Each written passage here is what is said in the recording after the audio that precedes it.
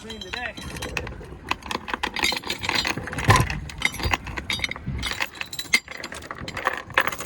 Heavy anchor.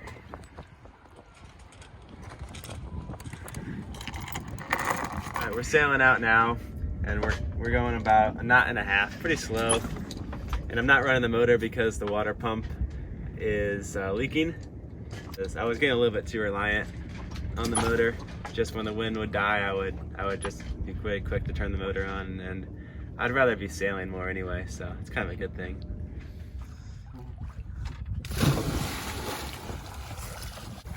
Woo, we're moving a lot quicker than I thought. Yeah, we are. Whew.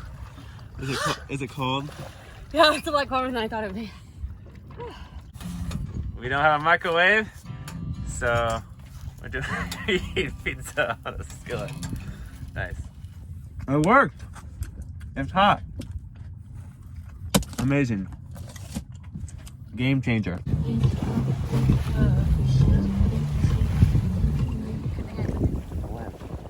So we covered a whopping 14 miles today, and the wind might be finally so light I might just put the sails down, and we might just drift overnight again.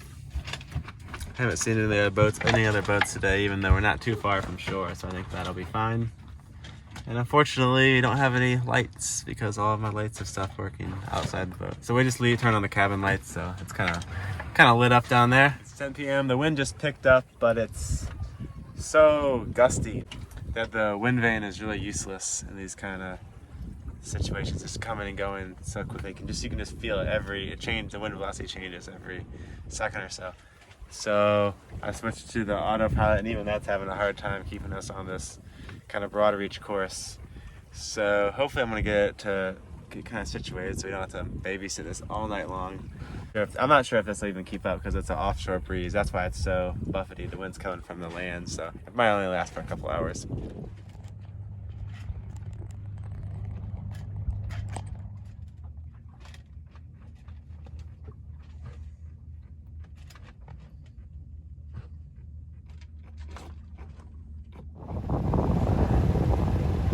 Coming up on Portland, about 7 miles away. Just finally turned on the motor because it looks like the wind's not going to pick up till this afternoon, and we're getting sort of close.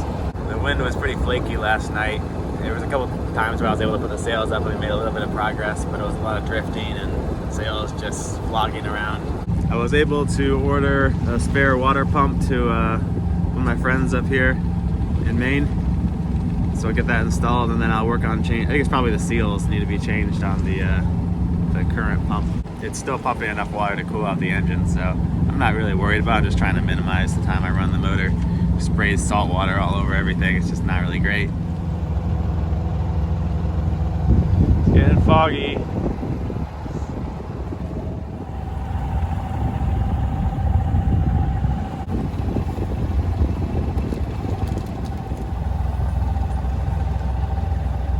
Going to go anchor by this fort up here and go explore it. Looks so cool in the fog. Whoa, stolen. There we go. Focus.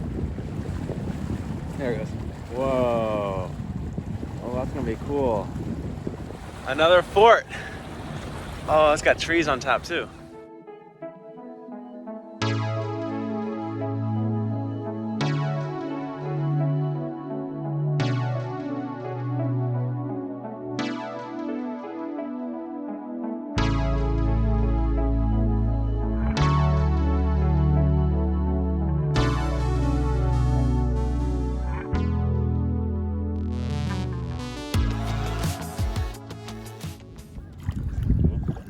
Is that enough? Successful beach landing. Let's check out this fort. Fort Gorges, 1858. Ooh, a moat. This has the craziest echoes I've ever heard. Actually, I don't know. Whoa, this is kind of scary. This is haunted.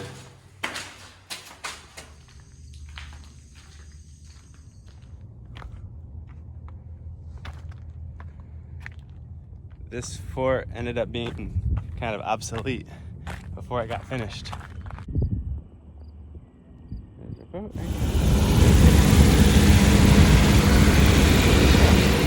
Now I'm gonna change the oil while the motor's still warm. So I don't have the fancy electric pump this time that Paul gave me, so I'm gonna use this, the one that came with the boat.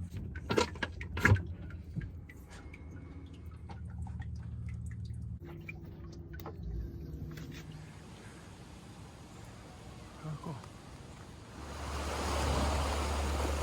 Cliff jumping. I'm gonna do it.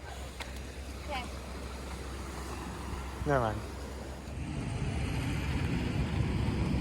We just weighed anchor at, I don't know, back there somewhere. And now we found another fort. We were actually gonna go to Fort Pebble, and then on the way we saw this other fort that looked even cooler. So now we're gonna go there. We're gonna use the fort to block our wind a little bit. And I'm gonna drop the anchor now.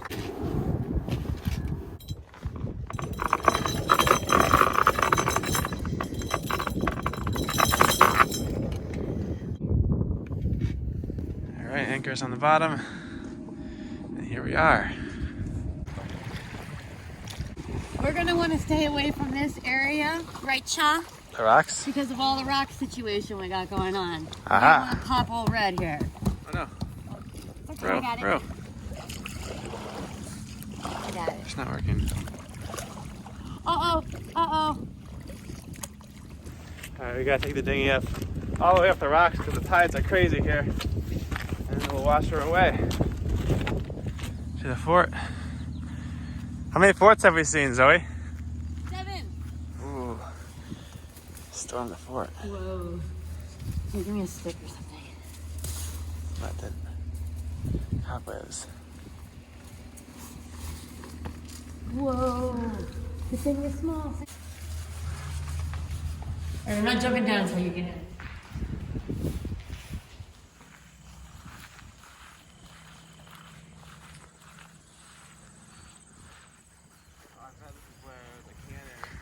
This is probably the best fort so far because it's not just like an octagon or a circle or something. It's actually like mazes and like this is a proper fort.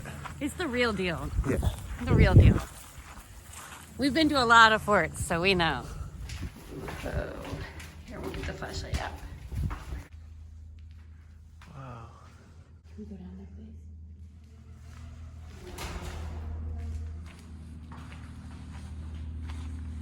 So cool. Staircase action. Can't really get the inside and outside at the same time. So rad.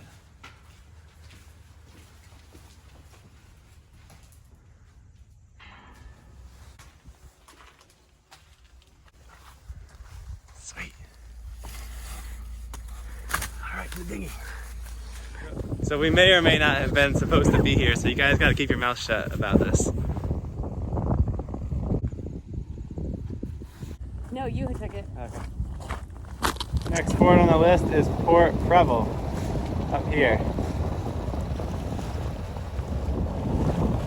Cool sailing yacht.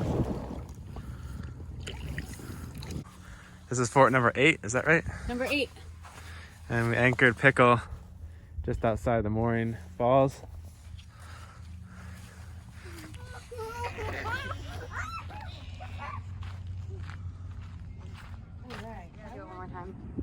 Again. Now we've seen all the 4 forts around here. This is Fort Prebles. Really not very interesting. Not a good fort. Okay, over here we have Fort Scammell. This is a really good fort. It's a private island, so you have to sneak in there. You need a boat, but that's a highly recommended fort. That was the best fort for going inside. Now come over to this area, and you can just see over here, Fort Gorges, something like that. That's a really good fort on the outside, especially when it's foggy. The inside, it's all right, but not the best. Finally, way after this lighthouse, there's another fort near Fort Williams. Not that great either. So there you have my opinions of the 4 forts in Portland. Thanks for watching. In my next video, I'll continue to sail around Portland and go up to Booth Bay. Currently, I'm in Oriental, North Carolina, and I'm looking at places where I might haul out the boat. I think I'll probably use maybe Hurricane Boatyard. I'll see you guys next time.